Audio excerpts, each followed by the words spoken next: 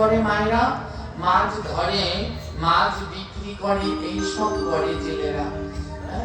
কিন্তু সাধনা একটু অন্যরকম। সাধনা মাছ ধরে না, মাছটা সে ধরে না, জীব হত্যা করে না। কিন্তু কি করবে? বংশ পরম্পরায় ওই মাছ বিক্রি করে তাদের জীবন চলে, সে তো আর অন্য কিছু জানে না। অন্য কিছু জানে না।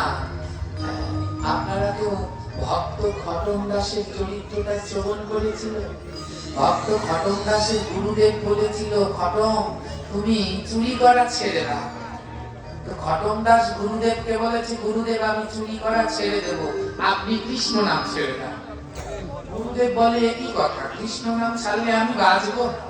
বলে, আপনি ছোটবেলা থেকে কৃষ্ণ নাম করে এসেছেন, ভাগবত পাঠ করে এসেছেন, আপনি যেমন ভাগবত পাঠ কৃষ্ণ নাম ছাড়া বাঁচবেন না, ওটা আপনার পথ। আর আমি ছোটবেলা থেকে চুরি করে